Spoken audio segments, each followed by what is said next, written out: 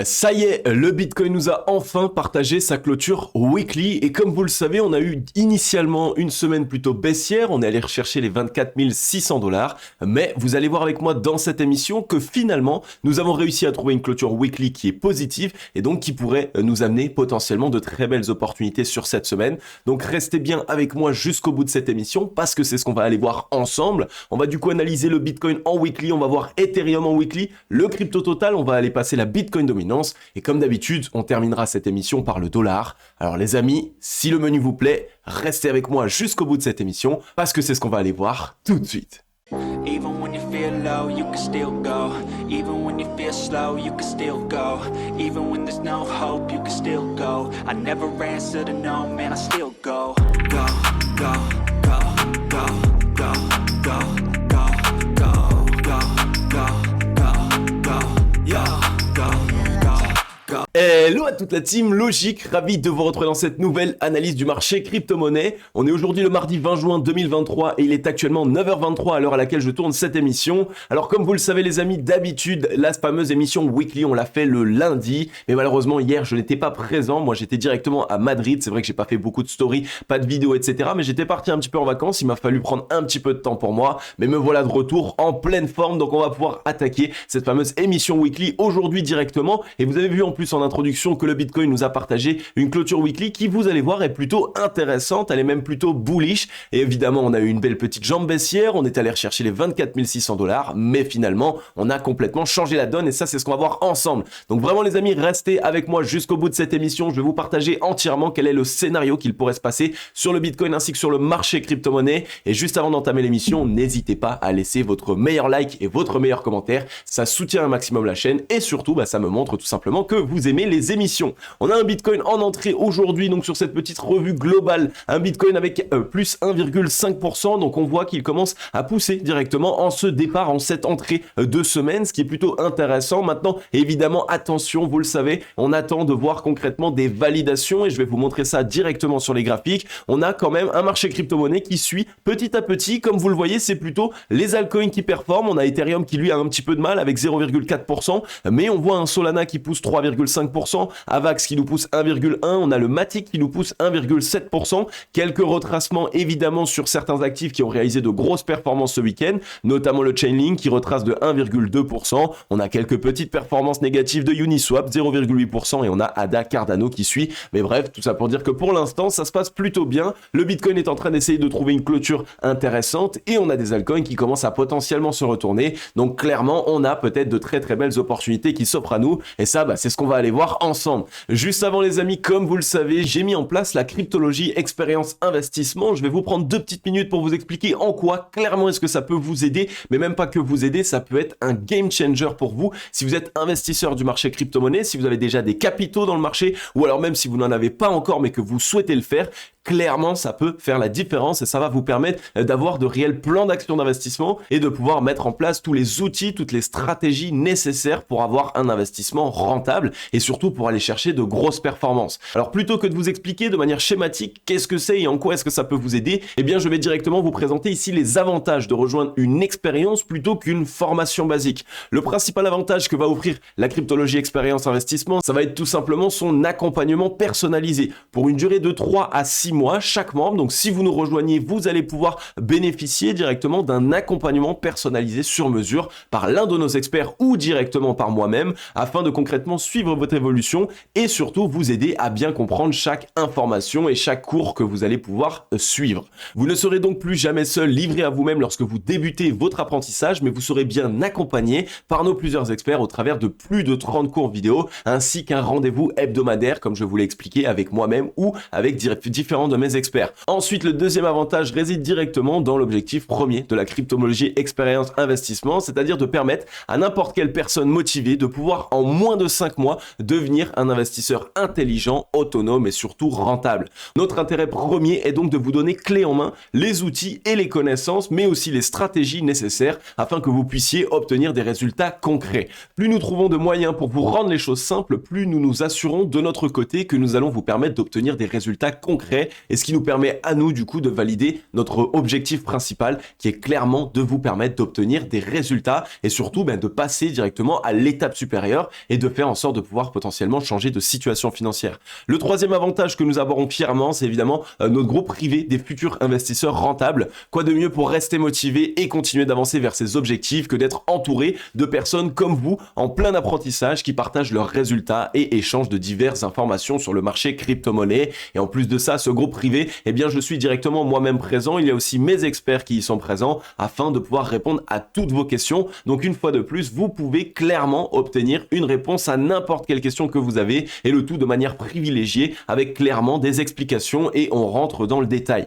On veut vous aider, on veut faire en sorte que vous puissiez changer et que à partir de aujourd'hui, vous puissiez obtenir de réelles stratégies, des plans d'action et aussi des outils d'investisseurs insiders du marché crypto-monnaie et que ça puisse vous suivre à vie. Car n'oubliez pas une chose, c'est quand on se forme sur une compétence, cette compétence, on la garde à vie. Aujourd'hui, vous avez potentiellement un métier ou alors un travail, eh bien, vous savez faire ce travail. On vous a appris et aujourd'hui, vous savez le faire et vous pourriez le refaire toute votre vie. Eh bien, c'est exactement la même chose avec ici une formation, avec le fait de développer une nouvelle compétence. À partir d'aujourd'hui, si vous rejoignez la Cryptologie Expérience Investissement, vous allez avoir clairement des stratégies d'investisseurs insiders du marché crypto-monnaie et le tout à vie. Donc, vous pourrez gérer votre propre portefeuille et le faire fructifier tout seul, sans avoir la nécessité d'avoir quelqu'un qui va être à vos côtés tous les jours, sans devoir passer énormément de temps non plus, puisque ici, on vous prémâche un maximum le travail. Donc, clairement, les amis, ici, c'est la page d'information, donc n'hésitez pas à aller la lire,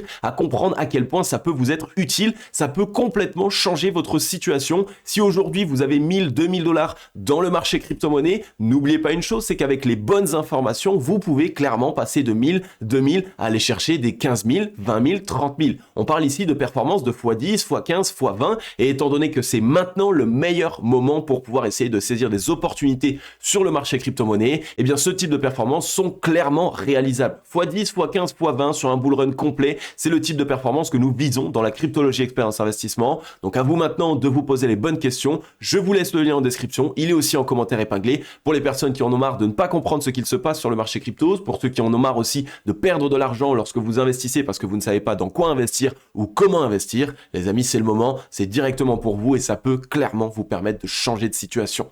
On va passer directement sur le Scalpex Index, un crypto fear and greed dans la neutralité 49, donc toujours pour l'instant pas de grande décision dans la psychologie, on est toujours sur quasiment du 50-50. 50% du marché pense qu'on va partir plus haut, 50% du marché pense qu'on va partir plus bas. C'est ce qu'on appelle tout simplement un moment d'indécision sur le marché. Les whales ont tout simplement ici créé du flou et de l'indécision. On est clairement sur ce cas-là, mais attention, vous le savez aussi, ça peut être dans ces moments où on crée du flou et de l'indécision que nous sommes directement à l'aube d'une réelle prise de décision. Et ça, c'est ce qu'on va voir ensemble. On a un social index qui est sur up et un market order flow en recherche d'achat ce matin. Alors clairement, qu'est-ce qu'il se passe? Eh bien, on en avait parlé dans l'émission précédente.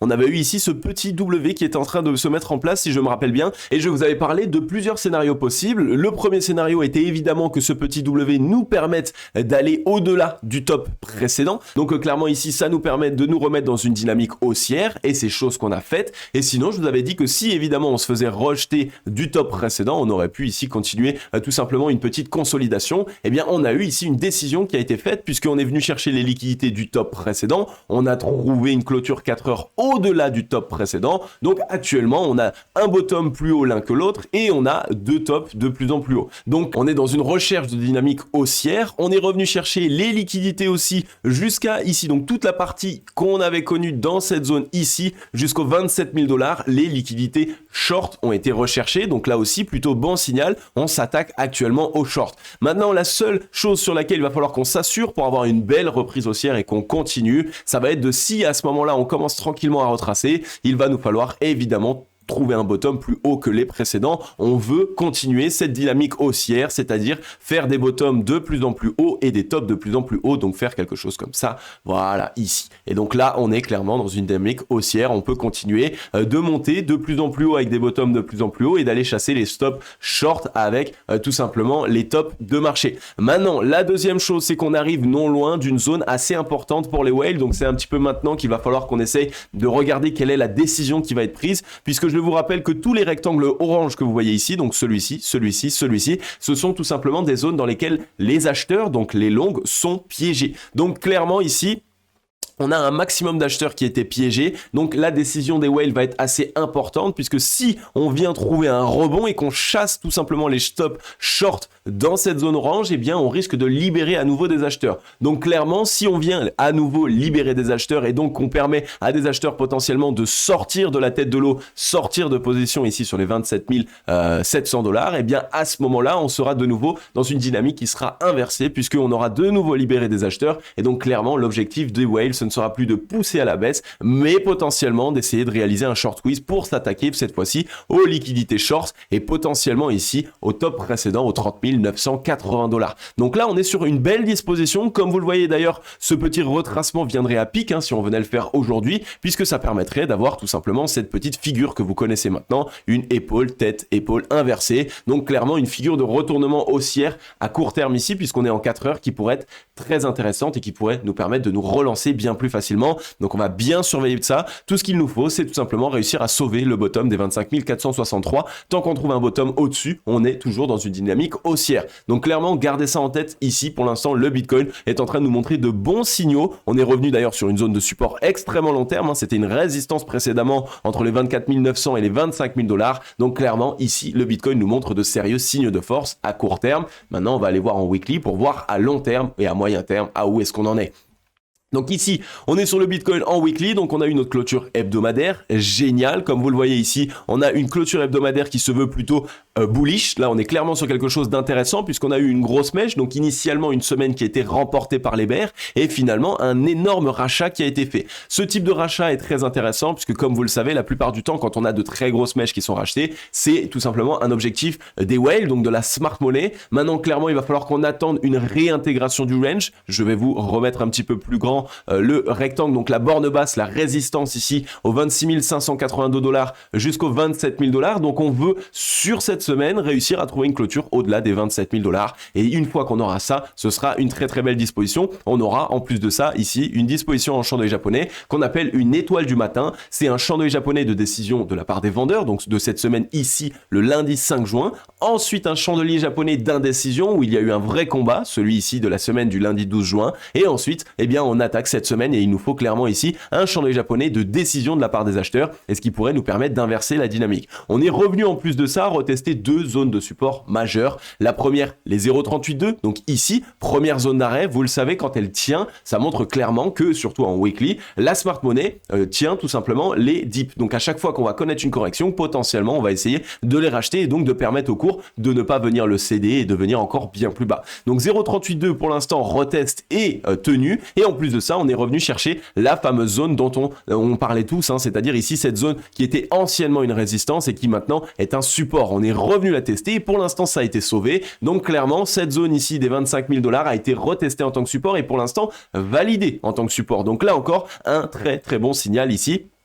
Donc le Bitcoin nous partage de très bons signaux aujourd'hui. Il va nous falloir attendre évidemment cette petite clôture weekly, mais en tout cas on a clairement des choses qui sont intéressantes. Maintenant si on va directement sur le RSI, on est de retour quasiment sur les 50, donc on a bien soufflé. Pour l'instant je nous verrai encore continuer tranquillement de consolider comme ça, mais d'ici peu on pourrait avoir une certaine décision puisque la consolidation va permettre ici aux acheteurs de récupérer de la force et donc de potentiellement retester la demande sur les 50 de RSI. Donc retester tout simplement le momentum. Est-ce que oui ou non les acheteurs ont assez de force pour garder le momentum. Sur le ratio long short, là pareil, on est tranquillement, on était dans la zone de surachat en weekly, on est en train tout simplement de souffler. Donc ça c'est un très très bon signal, les acheteurs commencent à récupérer de la force et directement les vendeurs eux sont en train d'essayer d'exercer une pression vendeuse qui est en train de les essouffler. Donc clairement ici je nous verrai un petit peu consolider encore pour avoir la possibilité de revenir tester la zone de neutralité. Comme vous le savez, ça va nous permettre de pouvoir retester la demande et potentiellement de permettre aux acheteurs de récupérer de la force et donc ça on pourrait le voir sur une disposition assez sympathique et assez simple puisque je pense que clairement le Bitcoin actuellement est dans une tasse,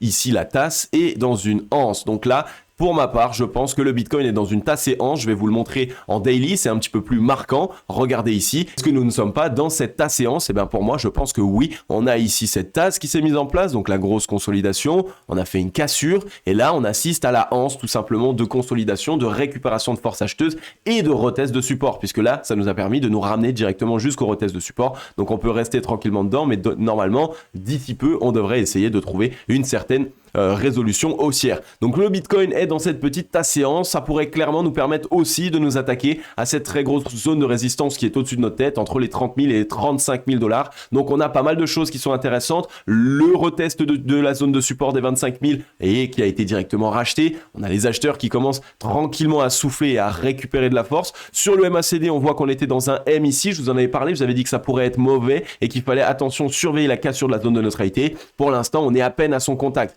Donc tant qu'on ne vient pas la céder à la baisse, ça reste un très bon signal et il y a la possibilité d'essayer de se relancer au contact de la zone de neutralité et donc de permettre tout simplement ici aux acheteurs de récupérer le momentum et potentiellement donc de se relancer, d'envoyer à nouveau de la force acheteuse. Donc voilà pour le Bitcoin, hein. Clairement ici ça pourrait offrir une petite consolidation supplémentaire sur cette semaine, donc peut-être 1-2 semaines de consolidation et comme vous le savez, qu'est-ce que ça ferait? Eh bien ça validerait clairement notre scénario d'une petite altcoin season, des altcoins qui performent et qui pourront potentiellement même surperformer par rapport au Bitcoin. On le voit en ce moment, on a eu un très beau rebond depuis une semaine maintenant sur les altcoins, de belles performances. Je vous en avais parlé dans les précédentes émissions, à vous dire que j'attendais une altcoin season et qu'il y a pas mal de signaux qui nous montraient qu'on pourrait avoir un certain retour des alts. Bah là, clairement, si on assiste à encore cette consolidation pendant 1-2 semaines sur le Bitcoin, clairement, ça pourrait être extrêmement positif pour les altcoins. Donc on va bien surveiller tout ça, mais en tout cas, on a enfin une clôture qui est plutôt bullish pour le Bitcoin. On va attendre évidemment la clôture de cette semaine afin de s'assurer et de tout simplement commencer à se dire ok, on peut prendre des décisions par rapport à ce type de clôture, mais en tout cas, on est clairement ici sur quelque chose qui est très intéressant. On va passer maintenant sur Ethereum. Ethereum, malheureusement, ce n'est pas la même disposition puisqu'on est toujours dans ce M sur Ether, dans la zone de résistance ici des 2100 $ jusqu'au 1756. Donc ici, on a eu la validation du M. On a eu malheureusement une clôture sous la ligne de coup des 1786 et on a ici un chandelier japonais qui est plutôt baissier, hein, qui montre que ici on a eu certes une mèche qui a été rachetée, mais les vendeurs sont toujours extrêmement présents sur Ethereum. Donc attention, on voit que là c'est tranquillement aussi en train de souffler, de récupérer de la force sur Ether. On va pouvoir potentiellement revenir chercher la zone de neutralité. Est-ce que je nous vois avoir une vraie attaque baissière rapide sur Ether? Eh bien plus tant que ça risque d'être assez compliqué, mais par contre on pourrait tout simplement corriger un petit peu dans la souffrance. Ça veut dire qu'on corrige un petit peu, on rachète la mèche, on recorrige un petit peu, on rachète la mèche et ensuite peut-être une dernière petite mèche de liquidation qui pourrait revenir aux 1430 $, pourquoi pas, et seulement par la suite Ethereum repartir. Donc on a potentiellement 2-3 semaines sur Ether avant d'avoir une réelle décision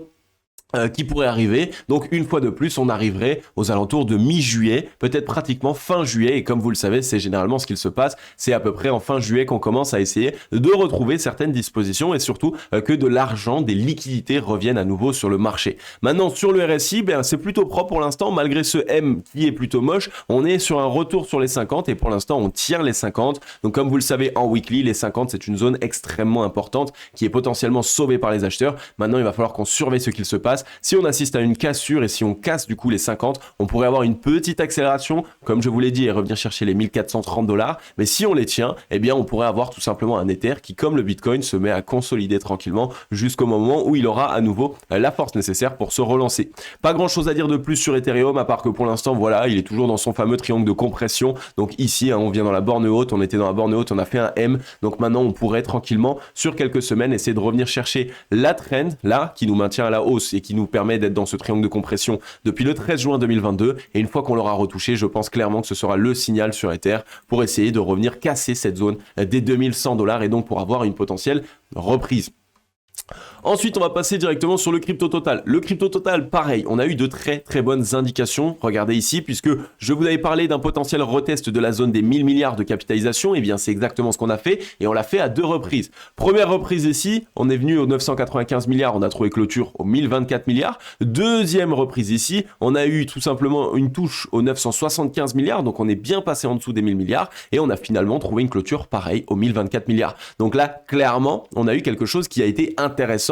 On est venu liquider un maximum de longues sur les alts puisqu'on a eu un dip qui avait été trop racheté potentiellement sur cette mèche. Donc on est bien revenu chercher une zone un petit peu plus basse, mais pour l'instant la clôture est extrêmement bullish. On est sous les 0,382, donc si on veut clairement voir quelque chose d'intéressant, il nous faudrait une clôture ici au-dessus des 1056 milliards à la fin de cette semaine, ce qui nous permettrait en plus là aussi d'avoir cette fameuse disposition d'étoile du matin. Et donc là clairement on pourrait voir des altcoins revenir réintégrer les 0,382 et donc potentiellement essayer de se relancer. Donc on a quelque chose d'assez intéressant qu'il se passe actuellement ici sur les alts. On voit qu'on a eu une belle petite correction, on est en train de bien tenir, les mèches sont rachetées, le volume vendeur est complètement décroissant, donc on a peut-être ici des liquidités qui sont en train de s'inverser. Il est possible que les acheteurs soient clairement en train d'essayer de se montrer. Maintenant, si on regarde sur le RSI, c'est déjà plus avancé, on est déjà passé sous les 50 de RSI, donc là, les vendeurs ont utilisé la force, les acheteurs sont en train d'essayer d'absorber les liquidités pour ne pas perdre les 50 de RSI, donc clairement, on est ici sur un retest de la demande, et cette semaine, la fin de cette semaine,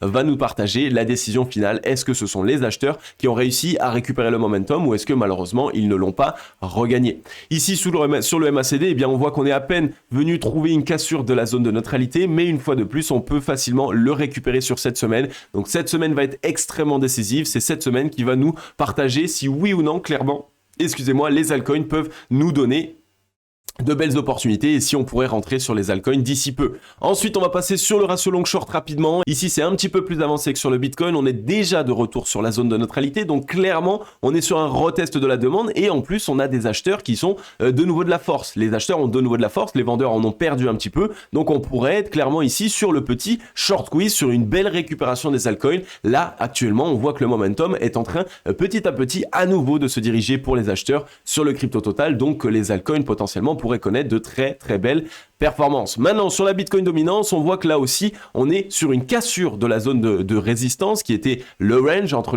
au 48,71%. On voit qu'on est en weekly ici en train petit à petit de s'attaquer à cette cassure, cette fameuse zone des 50% jusqu'à ici les 60-70%. Mais est-ce que pour autant je vois une vraie cassure et donc une récupération ici tout simplement? Eh bien non, clairement pas pour l'instant puisque on est ici en weekly dans la zone de surachat, donc les acheteurs n'ont plus aucune force. Maintenant, si on va aller voir sur le RSI, c'est la même chose directement. On est ici dans les 70 de RSI, donc zone de surachat par la même occasion. Donc là, les acheteurs n'ont plus de force. Donc clairement, je pense qu'on va se retourner, réintégrer le range et donc ça va potentiellement permettre aux altcoins de réaliser de très belles performances si jamais on vient de bien trouver ici une réintégration du range. Ça pourrait clairement permettre de lancer un départ d'altcoin season puisque ce serait un retracement ici de plusieurs semaines puisqu'on serait sur un top. On aurait 1, 2, 3, 4, 5, 6 semaines potentiellement de correction pour revenir à minima chercher les 0,382. Donc clairement, on pourrait avoir ici pendant un mois, peut-être un mois et demi, une belle altcoin season, des altcoins qui repartent. Donc clairement,